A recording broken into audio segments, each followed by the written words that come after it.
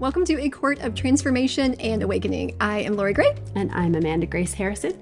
And in this episode, we are discussing chapters 4 and 5 of Book 1, A Court of Thorns and Roses. Okay, he's here. The beast is here. The beast has arrived. The beast. The nameless beast at this point. Not a Martax. He's not a Martax. Thank goodness. But he's calling them all murderers.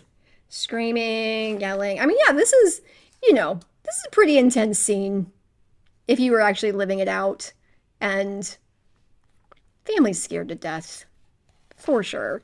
Understandably so. I mean, I'm so used to reading fantasy that there's a bit of this that kind of just... It just kind of like passes through. It's like, oh yeah, just like a beast and a thing and whatever. But can you actually imagine if like this huge creature just like busted into your house one night? No. it's a horse-sized beast who's yelling at you in English. Oh. Which, I mean, and this is interesting. One of the things that stood out to me here is we kind of see everybody's fight, flight, freeze kind of response here, where we have an actual threat and then we see what people do. And it's interesting to see, Elaine kind of like cowering and hiding and, please, like spare us. And Nesta putting her behind her, Feyre standing in between people. And it's interesting to see all the roles that people take when the threat shows up and how people handle it. But this is one of those things where I think that the difference between what we see like in TV and fantasy books and reality maybe needs to be called out a little bit, because our people's responses to danger in these things is sort of presented like a thing they can control. Like if you're like this brave character with, if you're the hero, you never freeze. Like heroes don't freeze. And some of that I think is training, but also the way that I understand the nervous system and the study that I've done is that your nervous system either puts you into fight or flight or it puts you into freeze based on what it thinks is most likely to keep you alive. Makes sense. You don't get to choose if you freeze. But I've seen people be in situations where they froze and then they felt so horribly guilty about it, as if it was a thing that they could choose. But because it's always portrayed of like, oh no, the hero like doesn't freeze, and like the person who does is like the weakling cowering in the corner, right? So just important for all of us to know that that is a subconscious process that your nervous system will decide for you.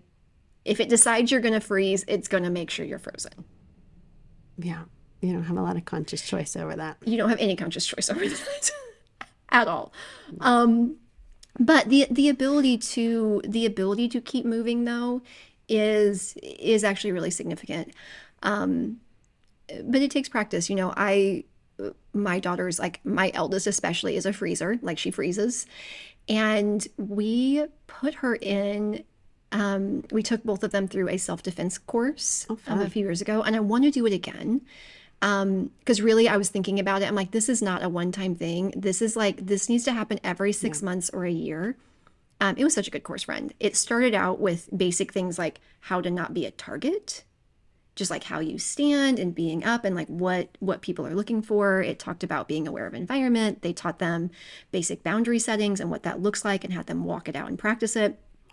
But then at the end, they actually did where they would like pretend attack them. Mm-hmm. Okay, so they did this at their Taekwondo gym.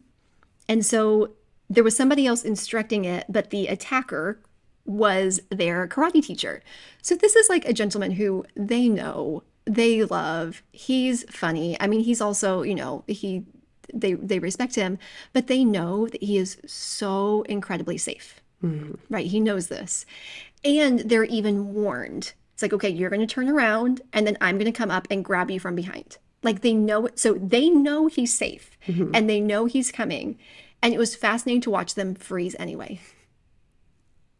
like to watch him come up behind my daughter, and she just immediately like tenses and just like holds still. He's like, and him having to walk her through it. It's like, okay, now you have to use your elbow, use your thing.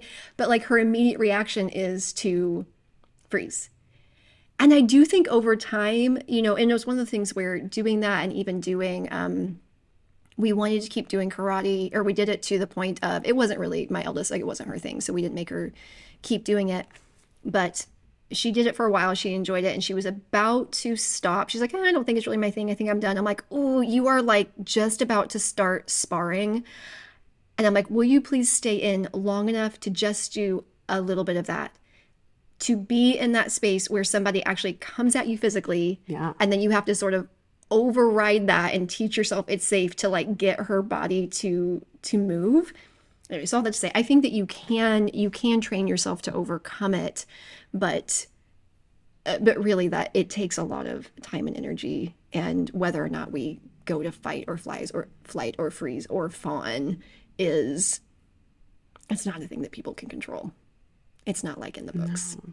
And what's the difference between fawn and freeze? So for freeze, fawn's the newest one. So the fight, flight, freeze response those have been recognized for quite a while. The fawn is a newer one. So where freeze is genuinely what you think of, like, I'm going to like hold really still and make no movements. Fawn is sort of similar to people pleasing, where I will just like bend over backwards to make everything right. Like, how do I fix everything? How do I make everybody happy? How do I fix the problem, like without even thinking about consequences? So in this situation, would that look like trying to befriend the beast who stormed into the room? Or what would that look like here? So so in this case, so fight response, obviously we're going to fight, flee, we're going to run away, freeze, Elaine cowering in the corner. But a fawn response would be if it's like, oh my goodness, did you kill a wolf? It's like, how do I make it right? Oh, okay. It would immediately be going to like, how do I fix it? How do I fix it? Do you want money? Do you want a thing? Do you want me to shine your shoes? Do you want to whatever? It's like, before there's any even rational thing, it's like somebody is upset, and the way that I fix it is doing anything I have to make this other person happy. I do that one. Hashtag me too. Hashtag. Oh, it's a thing. So it's one of the newer ones, and I've seen people give different. Some people also throw in like a faint response. Like some people list different ones, but these four are the main ones. But it's interesting, and I think here's what I'll say. I think it's important for people to, one, not judge themselves for that subconscious process. And two, to be familiar with how they respond in situations. Yeah. Like, how do you respond under stress? How do you respond in different things? Because while we can't control our subconscious processes, I do believe we all have a responsibility for our triggers. Like, we can't look to the world and be like, hey, entire world, this thing like triggers my trauma. So everybody around me needs to make sure that they don't ever do it, ever. Like, that's not going to happen. Good luck with that one. Good luck with that one. Good luck with that one. But to know what triggers us, and to know what happens, and to then be able to make plans for it. Okay, so back to my daughter. So she tends to freeze. So when she goes away to college, what are we doing? We're sending her with a big dog, a large one. There we go. Because if there's a thing, there's a good chance she's gonna freeze. Yeah. And that may be really helpful for her. It's a good idea. I think that's kind of an extreme version for what to do with a freeze response, but it is really one that we're considering. But on a more practical level, like I know what happens for me, and there's only so much we can do, but just having an awareness of it and not having any shame over it lets us actually plan for it. Yeah. Anyway, but these poor guys, they got a big old beast in the house. Ay, Dios mío. Snow is coming in. Oh, man. It's just a rough day for the family. Even Nesta is stuttering. We didn't kill anyone. Oh, my goodness. That takes a lot for that girl to be not be clear on her words. I love Farah's. But the beast's thick neck, that looked like a good home for my knife. That's the way that girl that thinks, man. killer instinct. We get to see a little bit of that edge for her as well. But okay, so if you guys have read the chapters, so we've got this idea of, so he shows up. It comes out that, Feyre is the one that murdered the wolf. We find out he definitely was a fairy, and that he tells her about this treaty. There's a treaty, and underneath it, now your life is forfeit. But instead of that, she gets offered this other option. So it's like, basically, I can take you outside and slaughter you right now, or you can come live in Printhia with me your days. Here's this loophole. Yeah, so, and of course, she decides to live. That maybe that would be a good idea. Good choice. She's going to go with that one. I get that. And then I love this, so she's getting ready to leave. She decides she's going to go with him. And, she finally gives what she's been meaning to say to Nesta the whole time. She finally gets that out there about Thomas, trying to give her what she can as she leaves. But I think it's interesting here. One of the last things that her dad says is, you were always too good for here, Feyre. Too good for us, too good for everyone. If you ever escape, ever convince them that you've paid the debt, don't return. So she's like, I hadn't expected this heart-wrenching goodbye, but I hadn't imagined this either. He's like, don't ever come back. And it's such an interesting passage. And to contrast this with Feyre's view of herself, which we're going to get to see more of. We've already seen hints of it. We're going to see more of it in the future chapters. But the way that her father sees her is not the way that she sees her. And I think even the way that she thinks her father sees her, even the way she thinks her family sees her, is not how they actually see her. No. She thinks so little of herself and her gifts and all these things. Well, I was about to say his name. Won't give away his name. The Beast. I think it's the first time when she speaks up to him and he says, the beast whirled on me. Who killed the wolf? I stared into those jade eyes.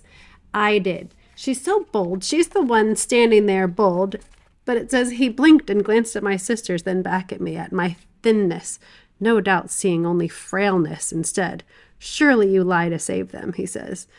I love that because he's like, you scrawny little thing. You couldn't have killed the wolf. Surely it was these girls cowering in the corner. They're the ones more likely to have done it. But again, that feeds her whole, I'm insignificant. Yep. I'm not important. Yep. Which you see again on, a little bit later, he's talking about, you murdered my friend, murdered him, skinned his corpse, sold it at the market, and then said he deserved it, and yet you have the nerve to question my generosity. Okay, and then in her mind, how typically human he seemed to silently add. Now, whether that's what he means or not, this is, again, not the only time that we see Feyre do this, where she decides for other people what they're thinking of her. Yes. She takes her own thoughts and opinions of herself, projects it onto other people, and assumes that's what they're thinking, and then doesn't question any of that at all. Yeah. Which in his case, in this one particular case, it probably is true. But the point is that it's indicative of, like, she's always doing this. She's always going, well, I know what he's thinking. Yeah. Yeah, she's like, here, and the contrast between her dad being like, you're too good for this, go make a name for yourself, and then her automatically assuming, though, that somebody else's thought of her is, how typically human. And again, yes, there, in this case it may be accurate, but I'm like, gosh, how often do we do that? I mean, I know for most of my life this was the ongoing thing in my brain. Was, okay, they said this, but what did they mean? What did they think? Why did they say this? It's like, okay, they said something nice, but I bet they're really thinking this. I bet they're actually thinking this. Or if they said that, like, they were just trying to be nice. And gosh, relationships felt confusing to me. I bet. Sounds awful. It was awful because I was always, projecting that onto people. And I tell you what, it's so much better these days. Like I used to have such horrific social anxiety, like, and being in the group setting was awful. And then for days afterwards, right? Like I'm running through everything that I've said and everything that they've said. And like, oh my gosh, this sounded stupid. How did I say that? What did they think of me? What was this? My brain has not always been a healthy place to stand out. And now that's not the case. So we went to an event. What's today? I believe it's Monday. Today's Monday, Saturday. So we went to an event on Saturday, and most of them were people who I knew, but not necessarily people who I know well. There were people there who were more successful than me. There are a lot of people there who make a lot more money than me. There were a lot of people there who, in my mind, are cooler than me. They definitely dress better than me. Very like LA people. Okay, notice all these things. But honestly, like going, it was cool to notice the difference in myself, from 5 years ago, where I'm like, I was excited to go. I assumed I would have a good time. I wasn't intimidated talking to people. I felt like, for the most part, as much as I'm ever able to, I was able to be myself. I didn't have, the ongoing the thoughts all the time to the point where like it kept me awake that night thinking about it. So I don't deal with that like regularly all the time. I'm like, did I have any thoughts of that at all? Yeah, one or two. it's a still habit there. to break, right? Like that idea of like what do they think of me, and like like what do people think of this outfit? Okay, nobody cares. Like nobody cares what I was wearing, but it's so easy to take those thoughts about ourselves and project them onto other people. And it's so terribly unhealthy. Or to take what somebody says and assume the meaning behind it. Yeah. I've done it way too much. Yeah. Well, that's that opens up for me the conversation about don't take anything personally. Like even if they do say something negative, like straight up to your face, say something negative, it's probably not about you. They're probably having a really rough day, or they're projecting something onto you, or whatever it is. But definitely isn't helpful to project stuff that they didn't even say. Exactly. Well, now you're taking that personally. I heard one of my teacher's coaches one time talked about like when two people are in conversation, they said there's like 4 parts to the conversation.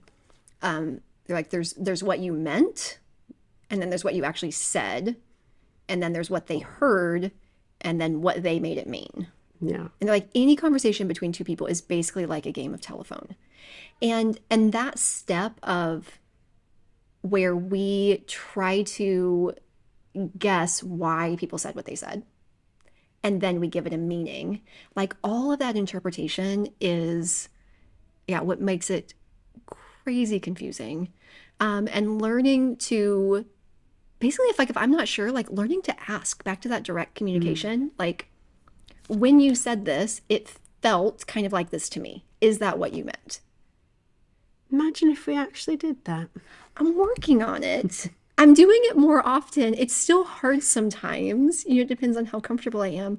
But like I'm learning to just ask. Like, and I'm learning to not make that meaning in my own mind, and more so to really like recognize when I'm like, this doesn't have a thing to do with them. This has everything to do with my narrative, and let me project it onto you, and then just assume that you thought it, and then use that as evidence to support my own negative belief about myself so I can keep it. Yeah, I'm really working to not do that anymore. It's good. Good call. Good call there, Lorrie. Good call. Good call, working on it. But we do get this idea that no matter what we're going to hear from Thera about how she thinks about herself, this is not actually it's not how her father thinks about her, at least. It's not. No, I know. I was surprised by her father's farewell speech. Yep. Didn't see that coming. Yep. Okay, so that ends chapter 4, and then what'd she say? I followed the beast to the night-shrouded woods.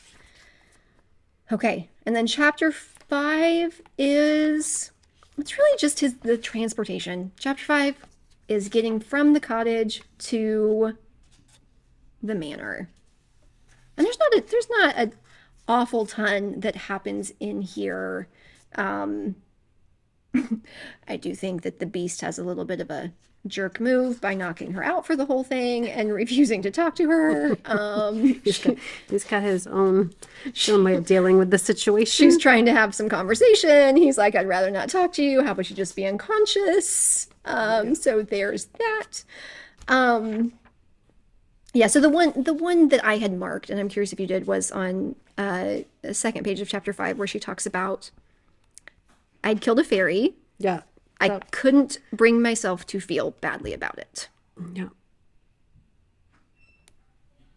Yeah, because to her it's like, well, good. I killed one of the bad guys. Not when it meant one less wicked, awful creature in the world. Yeah. And now she's had to leave her family behind to surely starve, as she assumes, which is a pretty natural assumption given the situation. Right. Yeah, and I mean, I think I was looking at this again, a little bit more metaphorical, where, I mean, she killed what she now knows as a person. Yeah. And she's like, I don't feel bad about it. And I remember the first time that it was presented to me that we get to decide whether or not we feel regret over things. It was really significant. Now, again, I think that emotions are, I think there's a difference between the narrative that we consciously choose about things and sort of what we experience emotionally in a moment as different things. And I think what we experience in a moment is going to be what it is. But this concept that it doesn't matter how objectively bad the thing was in our past, or even like the decisions or choices or any of those things, that like we still get to decide the narrative that we tell about past events. And we aren't required to feel regret over them. And that there are a number of other options that don't require us saying it was the best choice, it was the wisest choice, it's the one I'd make again. But I think the significant thing is like most of the time, we have reasons for why we do what we do. And a lot of times we don't have the full picture. And that's the thing, it's always later we get the full picture. We're like, oh, well, this would have been a better choice, like this or that. But we're always forced to make decisions in a moment with only part of the information, and I genuinely think that most people are doing the best they can. And like hindsight's 2020. But when we come to a thing, and it's like when we get more information, when we look back and we can see, a past situation differently, just that conscious understanding that we get to decide what story we tell about that. And it doesn't have to be one where we vilify ourselves and feel guilt and shame and regret for the rest of our lives.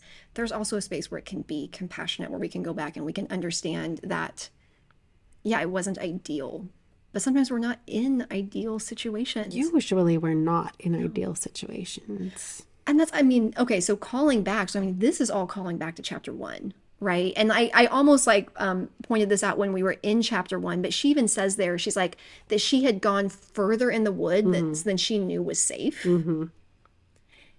And why? Because like she was desperate. Like she didn't feel like she had another choice except for to make this one that wasn't great. And like in the moment, and you see her in that split-second decision having to make a call, right, as to what to do, like on a moment. Like she didn't have a week to go home and like sort out what the best thing to do is here. Yeah. She just had to make a choice, and then that choice came with consequences.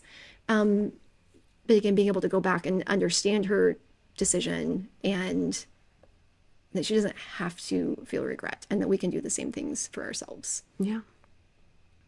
Good point. You're so positive all the time. Not all the time. Not all the time. I can get dark. I can get so dark. Not all the time, no. But that was a thing that we did, because one of the first things that you and I did was the rewriting HERstory workshop. Yeah. For it's weird to pronounce her story, like instead of Let's rewrite history, her story, where we went back and we looked at kind of the significant phases of our past and sort of what the story was. And then we went through and we were conscious about retelling it in a more empowering way. Yes. I love that. And then I'm like, and it's funny, I'm like, you can't literally change the past. Like, this is that acceptance thing. If it's like a factual thing that happened, it's over.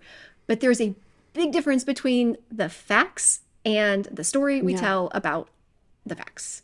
Yeah. And in that way, we can change history because so much of our experience of the past is the lens we view it through. It's the story we tell about it. It's the emotional space that we have when we remember it. And I'm like, no, you can't change the events, but you can change your experience of the events by the story that you consciously tell about them. 100%. Yes. And it's really significant. And there are memories from my past that, like, now some of them still make my stomach turn just because they were so terrible. But there used to be a lens of shame and self-judgment, and they felt like evidence for my worst beliefs about myself. They felt like evidence for my brokenness. And they don't feel like that to me anymore. That's wonderful. I'm just like, I was a human who was hurting, who had trauma, who was genuinely doing her best. And a lot of those calls weren't good. Like, looking back, I'm like, yeah, that wasn't helpful. Oops. Wouldn't do that one again. But like, when I seek to understand, I'm like, I can understand why I made those choices. Yeah. Well, and poor Feyre was starving. She hadn't eaten in days. And so it was either kill this wolf, who may or may not be a being beyond a wolf, or not eat again and go home hungry. She can hear her stomach growling for days. Bless her heart. Right. And again, if she just shot him, the deer's going to run away. Like, yeah, she had to make a call about a number of things right there in the moment. And again, so many people, like, not to get too deep again, but like, a lot of people look back and it's from the future, they can look back and they're like, oh, no, there was definitely a different, better choice that I could have made. I'm like, that's not the point. No. The point is you didn't feel like you had that choice in the moment. Yeah. And that is a significant thing. So I can look back and like, now I'm like, oh my gosh, I totally could have done this, or this. And all of those would have been fantastic. But I remember being in the moment and just feeling like I didn't have any options. Yeah. And like, that's a significant thing, like whether or not we feel like we have choice. And and in this case, like she was in that space of like helplessness and struggle and survival. And how would I wrap that up? I would say this: if we are in survival mode and or in fight or flight, it's not conducive for creative problem solving. No, definitely not a time to get creative. We're going to make a lot of bad calls, which is why, for my clients, I'm like, hey, if you're thinking about doing some like thought work kind of stuff, like maybe make sure you like regulate your nervous system first before you sit down and try to do that thought stuff, because you will actually have access to all of your brain. That would be wonderful. Before you do it. I'm like, we self-comfort, we self-regulate before we do the other things. Okay. All right. End of chapter 5. End of chapter 5. Entering the special world. She is now... So it should have taken 2 days. 2 days from her cottage to reach the wall and get to the southernmost border. Had I been held in an enchanted sleep for that long? Bastard. So, the gate swung open without porter or sentry, and the beast continued through. Whether I wanted to or not, my horse followed after him. Welcome to Printhia, Feyre. Of chapter 5. End of chapter.